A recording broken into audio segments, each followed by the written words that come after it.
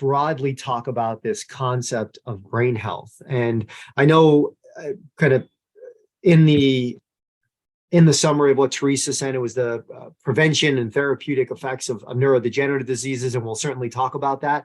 But overall, we'll kind of look at what it means to have a healthy brain. And just to give you a little background on myself, my name is Michael Maziekas. Some of you may know me. I work out in Yaphank with Teresa and Changes for Life. I'm an adjunct professor in the at Hofstra University and Long Island University.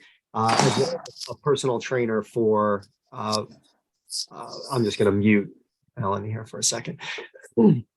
And I just want to give a little background, a little bit more of a background, what motivates me on this. One of the courses that I teach at Post is a class called Lifespan Motor Learning and Development. And within that course, we look at everything from pregnancy all the way through the various stages of life.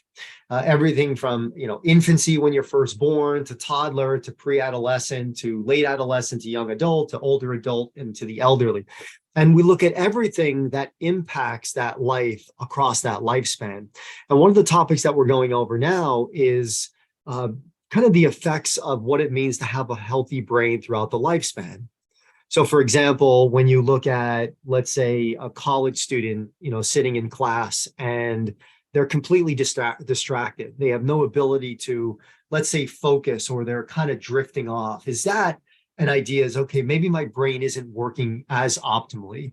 Obviously, when we look at older adulthood and we look at maybe potential diagnoses of whether it's Alzheimer's or, I'm sure you heard with Bruce Willis, that frontotemporal lobe dementia or Parkinson's. But the idea here is that we want to focus on, what it means to have a healthy brain, and then potential ways we can potentially stave off the decline that we typically see throughout that lifespan. And so one thing that I'm going to ask you is, what does it mean to have a healthy brain? What does that exactly mean to you? Forget the diagnosis of, let's say, neurodegenerative diseases, or, if we know specifically, what Alzheimer's is, what dementia is, but tell me what it means to you to have a healthy brain. And let me just kind of come back to this gallery view. And I know I see a few of you with just your names on here. If you want to kind of open up to your picture, it kind of makes it a little bit more personal if you're able to do that and give access to the picture. But what does it mean to have a healthy brain? What does it exactly mean to you? What does it mean? The beauty about this is that there's so many different perspectives, and I'll guarantee that we could all look at what it means to have a healthy brain and have a complete different definition. So Mary mentioned the ability to process information, and I kind of love this answer, because one of the ways we determine we have a healthy brain is this idea of something called processing speed. Processing speed is, we take in information from the environment, such as we see it, we hear it, we feel it, and then we determine an action to take, and then we perform that action. So for example, let's say you're driving a car and you see the brake lights in front of you. Well, that tells you that the car is braking and that you need to slow down. So you then process that information and you decide, are you going to the right? Are you going to the left? Are you pumping your brakes? Are you slamming on your brakes? Are you taking your foot off the accelerator? Well, one of the things that we lose over time is this ability to react. And again, we can look at that as older adulthood, or you could even take the idea of, take the professional athlete. Why is it that you don't see professional baseball players after 35? Is it because of, the musculoskeletal system? Or maybe they just don't process the information as well. Maybe they don't have the same visual acuity, maybe the same auditory acuity. So I love that definition of processing speed. Somebody else answered in the chat box, the ability to function. Now, I would like you to expand on that, but I'm fascinated by this idea of executive function.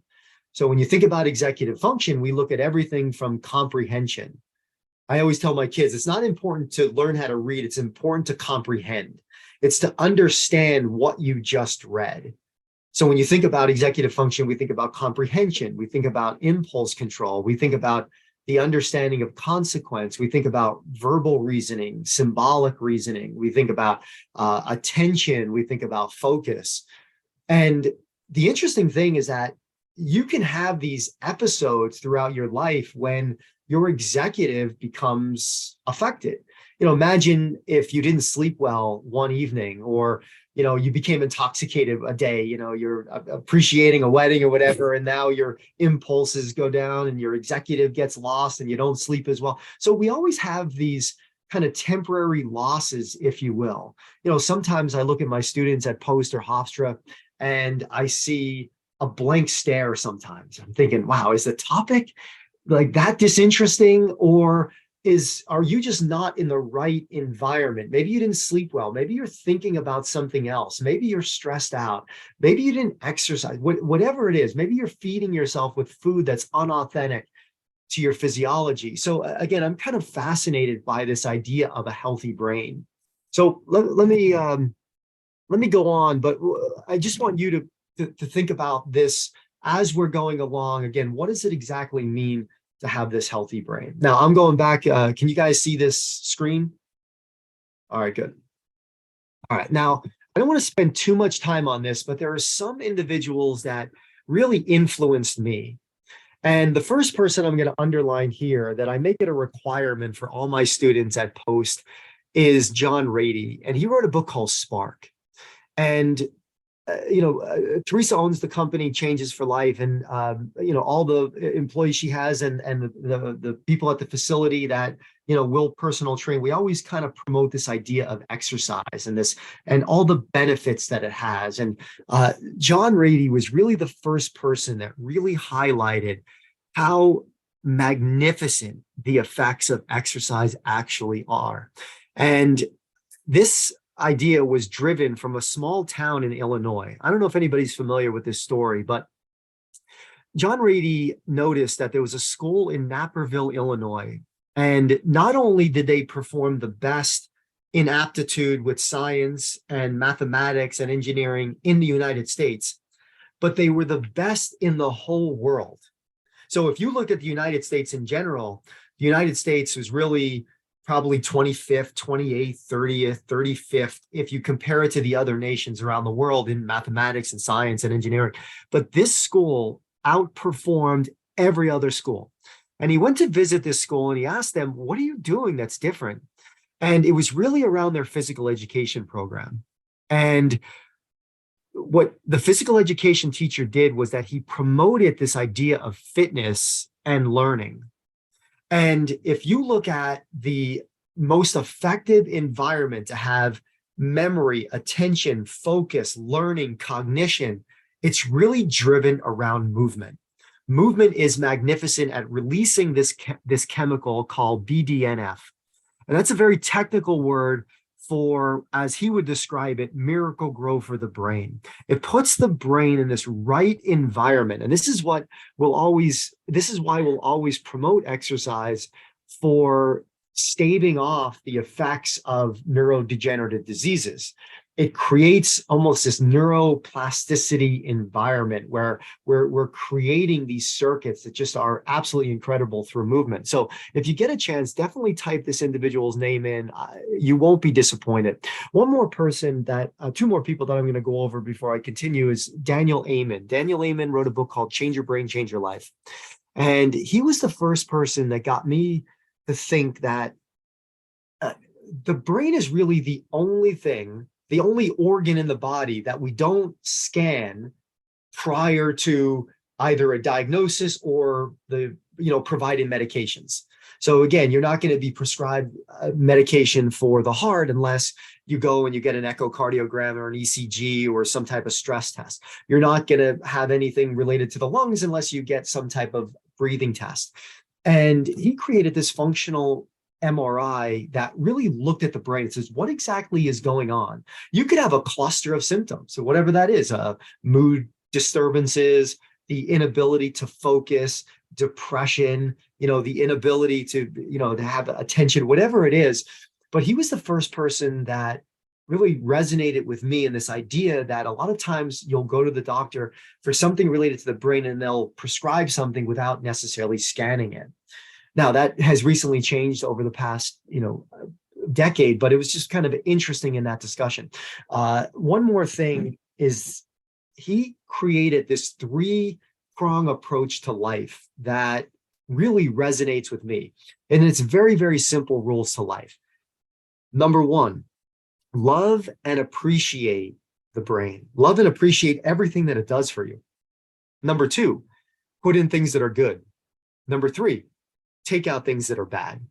So if I gave you a very simplistic overview of what to do to be sharper, to have better attention, to have better emotions, all these things related to the executive, it's really putting in things that are good in the body and taking out things that are bad. And we'll address those in a little bit. One more person that I'll mention here, this is he's a neurosurgeon. I'm sure everybody remembers him from kind of the one of the TV personalities from COVID, but he wrote a book prior to COVID called Stay Sharp. And let me just bring this up in a gallery view. And I don't know if anybody had a chance to listen to him. I just listened to his podcast with Tony Robbins. And Tony Robbins asked him, if you were to give a simplistic protocol to improve your brain, what would it be? And he said, this is based on all my research with all the neurobiologists, with all the different factions around neuropsychiatry and everything. This is what I would recommend. Take a brisk walk daily with your really good friends and vent your frustrations.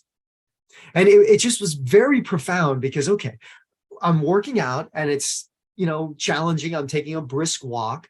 I'm venting my frustration, so I'm not holding on to my stress with my closest friends. So I'm getting that social connection.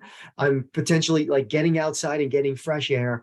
I'm moving. And to me, that was quite profound. And it shows not only the benefit of exercise, but this idea of the multidisciplinary approach to health and wellness. And that's developing social connections. That is not holding on to things that bother you. Again, I found that to be very interesting. So if you get a chance, type his name in. If you want to get the book, Stay Sharp. It's a very, very easy read. It's not very technical with kind of sciencey information, but it's very, very good in a practical application. Okay. Now, I do have some personal motivations on this. And I wanted to share this story with you because to me, again, not only teaching lifespan motor learning and development, but obviously I want to stay sharp for my class. I want continuous learning. I want the ability to have articulation, the ability to artfully read, write, and speak for my students. I also want to have a life that's kind of filled with the ability to do things with my kids when they're older. Right now they're 12, 10, and 8. But my motivation is I recently lost my hearing. So I lost my hearing in my left ear. So you probably see this. I have 2 hearing aids now where I'm legally deaf, and without them I hear nothing. And with them, it's weird. Sometimes it's echoing. It's kind of faded. But the reason why I bring that up is because there's a strong correlation between hearing loss and cognitive decline. And we're not sure what's going on mechanistically. So for example, he says, well, what is it about hearing loss that, you have an increased risk of dementia? And some individuals would say, well, potentially you get less social connections and you get more withdrawn when you can't hear. And you probably know this. If you have somebody in your family that doesn't hear well, it's very frustrating sometimes, to be able to communicate. And sometimes you get very withdrawn. So you get isolated. Maybe that's a mechanism. It's one of the reasons why I'm taking sign language with my kids. Right now we're just signing up for these classes to eventually kind of learn, not just to communicate better with me, but also to have another avenue for learning. So that's kind of one reason or additional reason why I'm fascinated by this topic. It's because of this hearing loss and dementia. The other thing is I recently got my blood work done and I have a gene called the ApoE4 gene. And if anyone has taken my classes or if anybody knows me personally, everyone knows that I'm a stronger believer that it is your behavior that upregulates your genes and a much greater predictor for cognitive decline than the actual gene itself. But with that being said, those two things, along with having a life that really wasn't filled with health and wellness up until maybe the last 5 or 6 years, because I'm 45 now. But my whole life, I don't remember a time when I didn't eat processed food every single day and having a majority of food being processed. So although I was into quote unquote fitness, I was never really into wellness. And I never really looked at things from a multidisciplinary perspective. So again, that's kind of my story. Now, another thing I want to just bring up here is this difference between lifespan and health span. And I mentioned before that I teach a class called Lifespan Motor Learning and Development. Lifespan is really looking at your chronological years on Earth. So if I'm 45 and Sean is 30, technically I'm older than him chronologically. But we shouldn't define that necessarily as aging. Aging is a decline in some anatomical or physiological system. And that is when we look at this health span. So you can, let's say, live to 80, 90, 100 and be sharp and be free of metabolic, cardiovascular, and respiratory disease. We typically see that in the blue zones, where not only do they have longevity, they have health. We can have longevity, but we have poor health. So I think if you were going to ask, what is the ultimate goal as we age? It's to have this optimal longevity. And I'm going to kind of share this. Somebody mentioned this to me and tell me if this kind of resonates with me or with you. But because this kind of resonated with me, is that the goal in life is to die old as young as possible. And, to me, that's very impactful, because what it means is that, I watched, unfortunately, my dad passed away a few months ago, but for the last, decade of his life, and he was only 72 when he passed away. But, if you look at the progression and deterioration from, 50 to 55 to 60 to 65 to 70, to me, it was very impactful, because his perception on aging was that this is the way life is supposed to be. You get older and you deteriorate. And the question is that the way life is supposed to be? So when you look at, let's say, some of the symptoms of neurodegenerative disease, and you say, well, this is normal in the aging process. Well, is this normal or is this common? This typically happens in individuals, but is it common? Or I'm sorry, is it normal? And you could probably take that with kind of anything. You could take vision. Okay, well, by the time you hit 40, most people need reading glasses or have difficulty in the evening. Is that because they're 40, or is it because something has happened in the process of aging? Just like if you studied anything related to neurodegenerative diseases, what you would notice is that when you do kind of the retrospective kind of studying of somebody who has neurodegenerative diseases, this started potentially the moment you're born. You can make an argument that formula contains the two most inflammatory foods on planet Earth: white refined cane sugar and hydrogenated oil. And this is what we're feeding kids from the moment we're born. And then when you look at kid food, quote unquote, it's the processed food, it's the chicken nuggets, it's the fries, it's everything that's unauthentic to your physiology. So it's not just one day, you get to the fifth decade, sixth decade, seventh decade, and it's that like that. And then we have this cognitive decline. Essentially, this is an accumulation over time from the behaviors we had. So the idea here is to appreciate that this Daniel Amen quote, putting in things that are good and taking out things that are bad.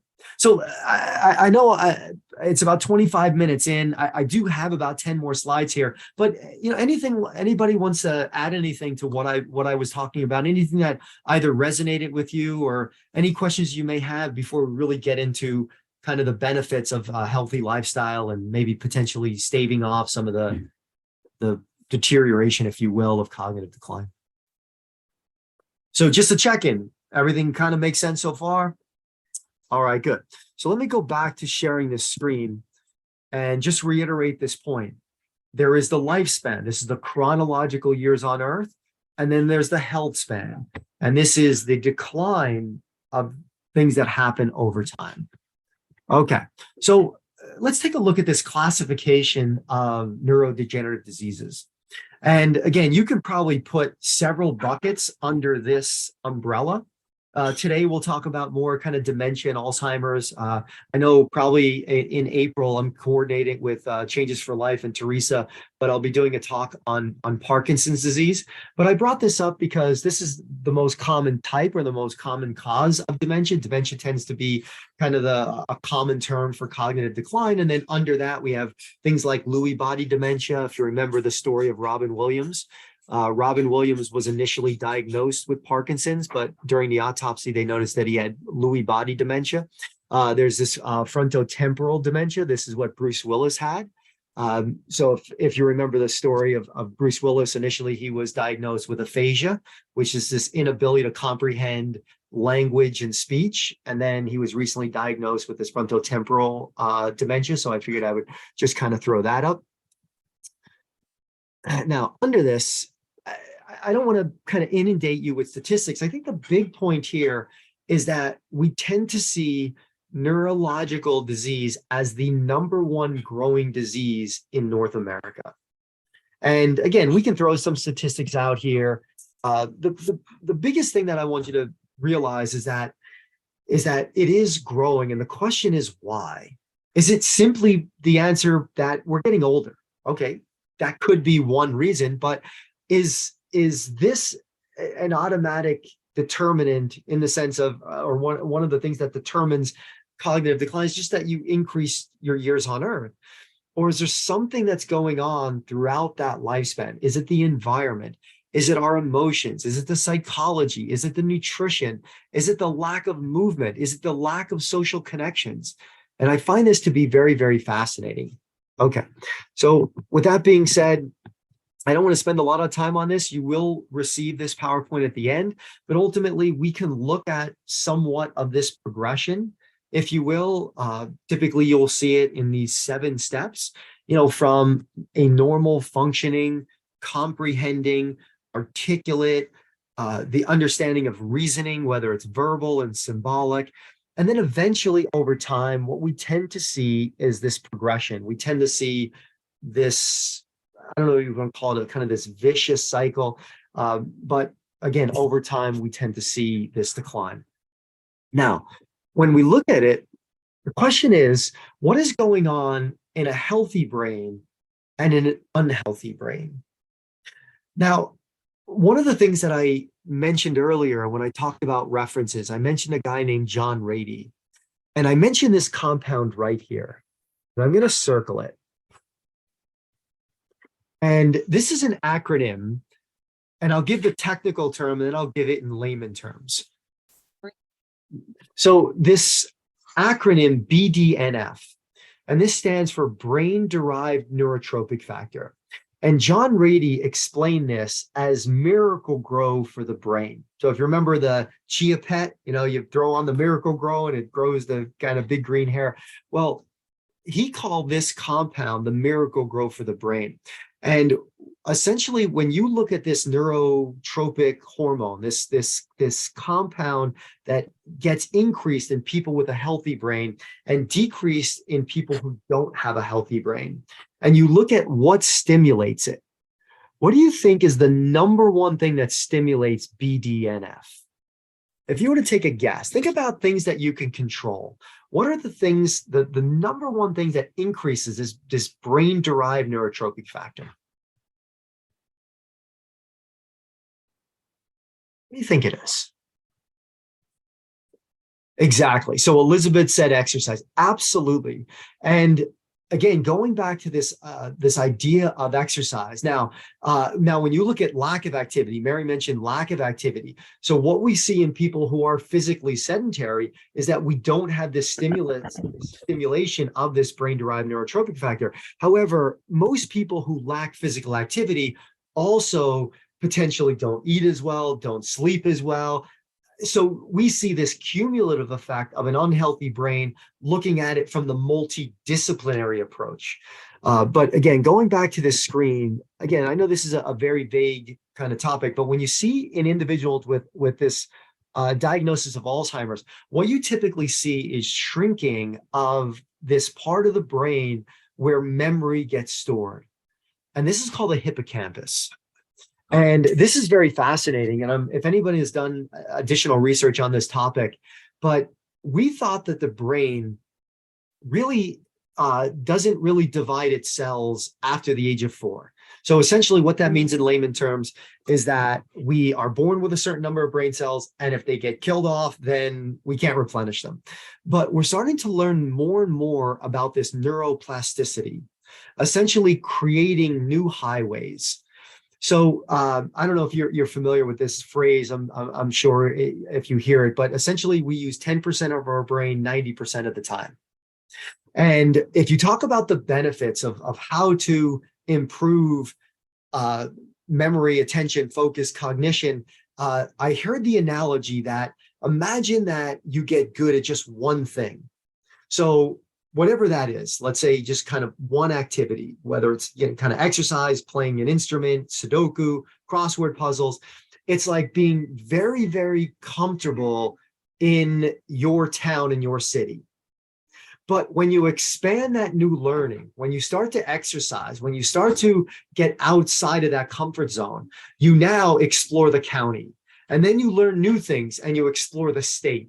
And then you learn new things and you explore the country. And then you just continue to learn and try to promote this idea of exploring new things. And then you get to the whole world. This is trying to explore the whole brain. And this could be something as simple as brushing your teeth with your non-dominant hand. This could be something as simple as, taking a different route when you go on your walk. Whatever it is, the idea is we start noticing this brain-derived neurotrophic factor in environments that's enriching. And enriching tends to come from new experiences and new learnings and that exercise component. It's very, very fascinating. Okay, I'll come back to this because this exercise portion is going to be critical along with kind of lacking this sedentary activity or sedentary lifestyle. So the question is, what are the risk factors? And I'm going to go over this topic called bright minds. And if anybody did some research on Daniel Amen, he's the one who coined this acronym. So let me go over what bright minds is. This is all of the letters that influences the brain.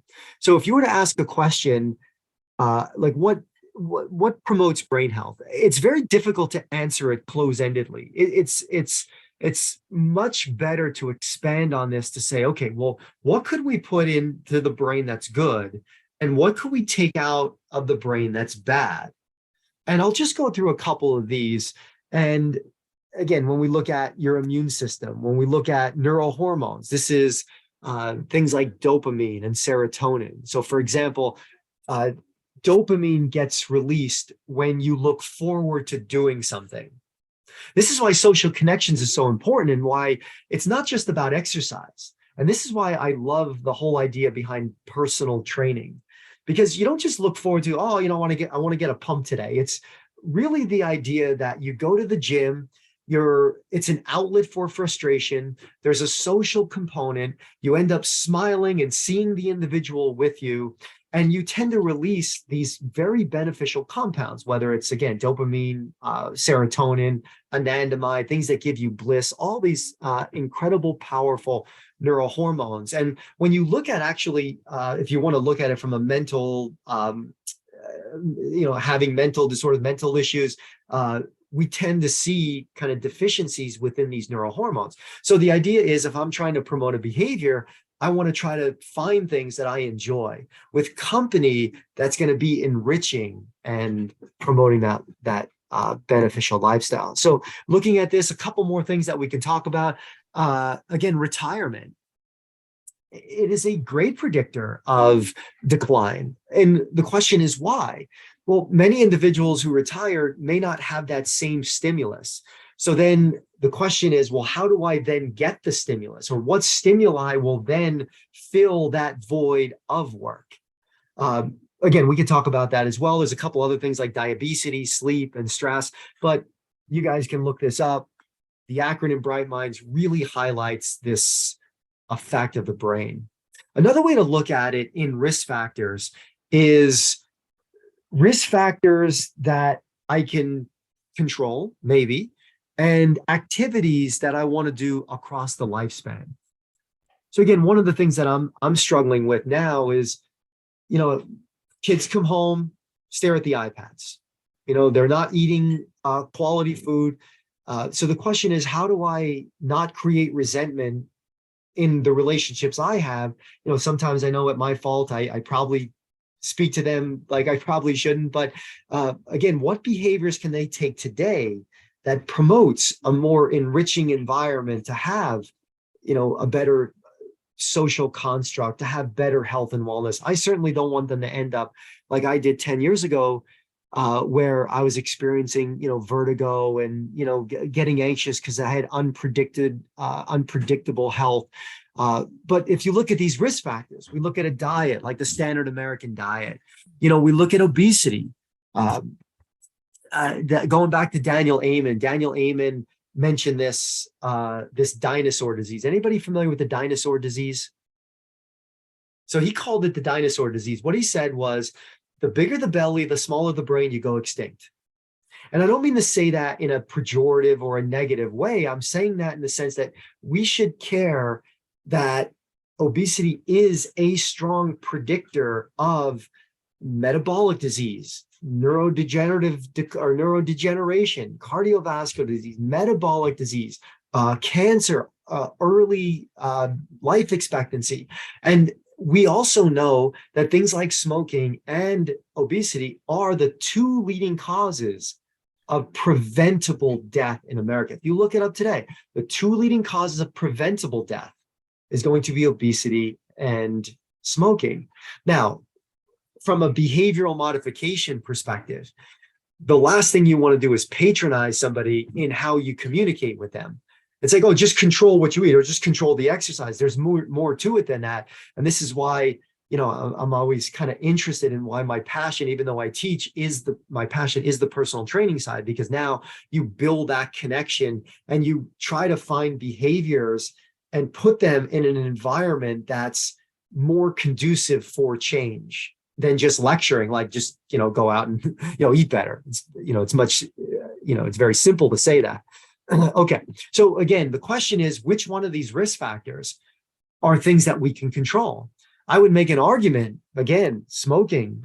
Now, what is the magnitude of your ability to control it?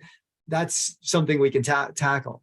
Diabetes, again, we realize that we can favorably alter that blood profile, you know, just by, you know, having small behaviors. Again, if you look at the research on the benefits of walking after a meal, it's very fascinating, the benefits of metabolic health by simply taking a walk after a meal. It doesn't have to be high intensity, it can be just a nice stroll, and what that does to insulin resistance and glucose sensitivity. It's absolutely incredible. Okay, so now, the simple rules to life. This is by Daniel Amen, the first three. And I'm going to highlight this because to me, these simple things are it's very profound. It's simple, but it's impactful. Number one is to have brain envy. Love and appreciate what that system does for you. It gives you everything. It gives you, again, memory, attention, focus, cognition, your ability to articulate points, your ability to have social connections, your impulse control, your reasoning. Everything about focus and attention comes from that brain. And you know how well a brain is working when you have that ability to have a conversation with somebody and this enriching environment. And you know when you don't. So love and appreciate that. The second thing that we can do is put in things that are good. And the third thing is take out things that are bad. I know it's very simple, but this is something that we should truly appreciate, that if the goal in life is to live a nourishing, having vitality and energy and libido, all these things that kind of, you know, give us energy and nourishment, then why wouldn't I want to have the activities and the actions to get that to flourish? The fourth thing I kind of added is that do your due diligence. And what that means is that what may work for me may not work for you. And that could be something as simple as, you know, my preference in walking is outside. And I don't mind if it's cold outside. That's very refreshing to me. Some individuals don't like that. So again, what is different? Do your due diligence. Maybe some foods that I agree with or that agree with me may not agree with you. And then have some structured flexibility. If you go out, live the 80-20 rule. 80% of the time, I'm going to kick ass. 20% of the time, I may deviate from the structure. Okay. So now, this is something that I started to live by for several reasons. One, if anybody's familiar with this quote, this is what you may see in addiction treatment centers. And that is, grant me the serenity to accept the things that I cannot change, the courage to change what I can change, and the wisdom to know the difference. And that's just something that I wear every single day. I had a family of addiction. My brother was addicted to opiates. I worked at a place called Wellbridge, which is an addiction treatment center out east in Calverton. I did the exercise portion of that. But to me, this resonates because you figure, what can you control? If you're working with a client, an athlete, a patient, what can you control? Is it your thoughts? Is it your emotions? Is it your nutrition and nourishment? Is it your exercise? Is it your stress? All those things that you have to appreciate and be open-minded to the concept that you can control these. Again, without going into the patronizing side, which is, oh, just think differently. Oh, just eat something better for you. You have to find a way to change behavior that is going to be geared towards specifically that individual. So again, prevention and intervention. You probably already know this, but I want to highlight some of the things. Again, movement, sleep. Again, a strong predictor between decline and sleep is very high. I put nourishment instead of nutrition because in America, we tend to be overfed but undernourished. So we're getting, let's say, 3,000 calories a day, but it's completely devoid of nutrients. And even if it's fortified, many times we can't even absorb those nutrients that are fortified. So again, you could have a whole loaf of bread and it could be 1,000% of your vitamin B, but can we really absorb that? And social engagement, education and mental stimuli, and maybe not stress management in the traditional sense. I do this seminar on seeing the upside of stress, and that if you have the ability to overcome the stressor versus that it just, is very cumbersome to you where you feel like you don't have the resources, it can be a good thing. We can't grow and develop from stress or without stress. So again, put a little caveat by that. Now, exercise, I want to just highlight this point. I know I just have a few minutes here, but really what we see is this environment of creating this environment that promotes this neurogenesis, this neuroplasticity is really governed around exercise.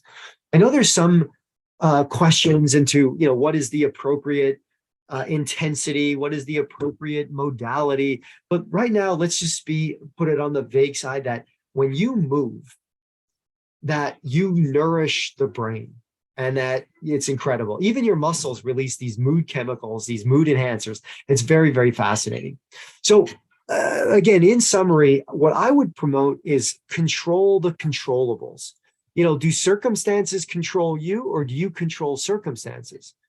Do you control events or do events control you? So within this, what can we do? Again, keep the mind sharp, get a good night's sleep, appreciate enriching social environments, exercise. Again, find ways to either see the upside of stress or find ways to promote stress reduction. Again, that's why I mentioned before when Sanjay Gupta was being interviewed by Tony Robbins, and he said, "What's the best thing you could do?" And he said, "Take a brisk walk with good friends, and vent your frustration." So again, we're keeping the mind mentally active, we're exercising, we're getting outside, we're being socially engaging, and we're reducing our stress by venting our frustrations. So one more topic that I want to go over is this. It's one thing to talk about behavior. And I'm actually doing this seminar in a couple of weeks. I would love for you to kind of sign on. But within changing a behavior, it's not just exercise more. It's, okay, I have to be aware of what I'm doing right now. If you wrote down, or just let's try to figure out what you're doing in the day and you realize that you're not active, well, be aware of that. So the first thing is you cannot modify a behavior unless you're aware of it. Write down what you eat. Holy shit, I didn't realize I ate that bad, or I didn't realize I drank this much, or I didn't realize I didn't sleep this well. So be aware of it. And that's in everything. Self-awareness leads to self-management. The second thing is you have to choose a behavior that is desirable. You have to look forward to it. This is why, sometimes exercising at home can be very good, but other times when you're with somebody, whether it's friends, whether you hire a personal trainer, whatever it is, it's this idea that you want to look forward to it. Even the foods that you consume, there's not a morsel of food that I put into my body that I don't love, and it's very nourishing. So find foods that are nourishing, that are authentic to your digestion, your physiology, your brain health, and that taste good and you look forward to. Number 3 is that behaviors have to be easy. Now, remember, what is easy for you may not be easy for me, and vice versa. And what is easy to do is also easy not to do. So we got to find those things, or try to remove the barriers.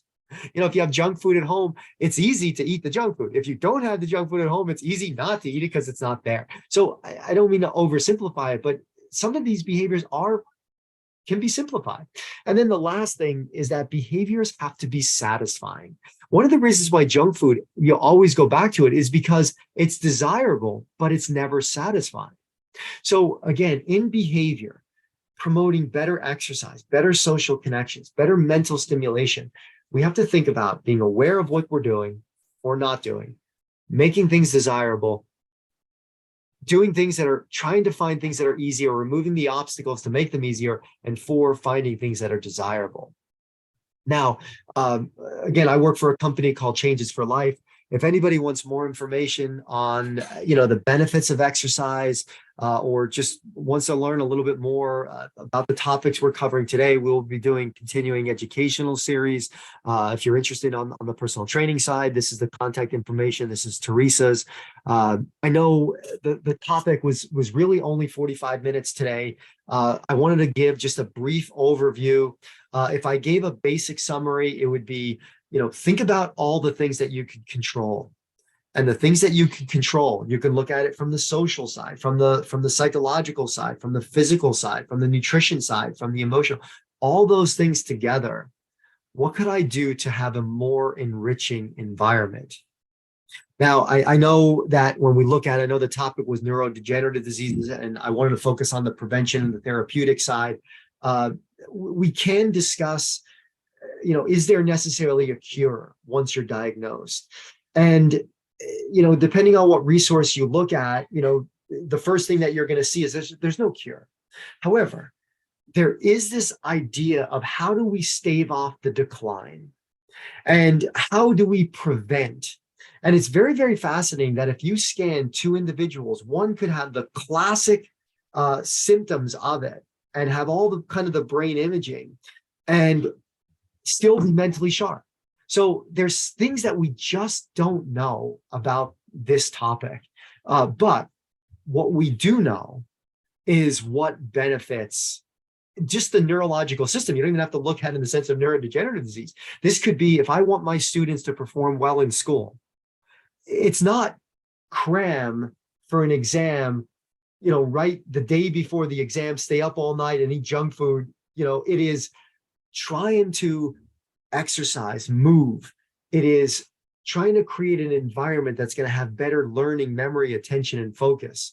And that can be driven around movement, eating well, appreciating the social construct. And I always appreciate, I know we're kind of past time here. I didn't mean to go over, but if there's any thoughts, any comments, any questions, I always like feedback. Hopefully you appreciate it. The slides, Laura, the slides will be sent to you. Teresa mentioned that she's going to be sending that via email.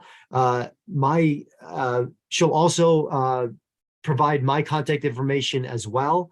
But again, if you want, you can, contact the Changes for Life. You can text Teresa, that number that she gave you. I will be doing something, and Teresa will probably make this announcement. I'll be doing something on Parkinson's disease. We see tremendous benefits on the Parkinson's side as well. So, hopefully you'll enjoy the topic and you'll see the slides and learn a little bit more information, and hopefully I'll see you in the future. I will be doing a presentation as well on behavioral modification in the next couple of weeks. I believe it's in March, if anybody's interested. Are we good? Thanks, Mike. That was great. All right, Sean, Thursday, I will see you for an IMC day. Absolutely. Sean and I will be meeting at the Imperial Meat Company in Huntington, and we'll be enjoying each other's company, and we'll be eating good food and a good environment. It'll be good. And drinking just a little bit, maybe. 80-20. 80-20. 80-20 rule, structured flexibility. All right. I will see everybody hopefully for the next seminar. Cool. Thank you again, Mike. Thanks, Teresa. All right. Thank you, Mike. It was great. Have a good one. Thank you. Okay, thanks. Bye-bye. Thank Thank you you, so Beth. much. Good night. Thank you. Thank you. Good night.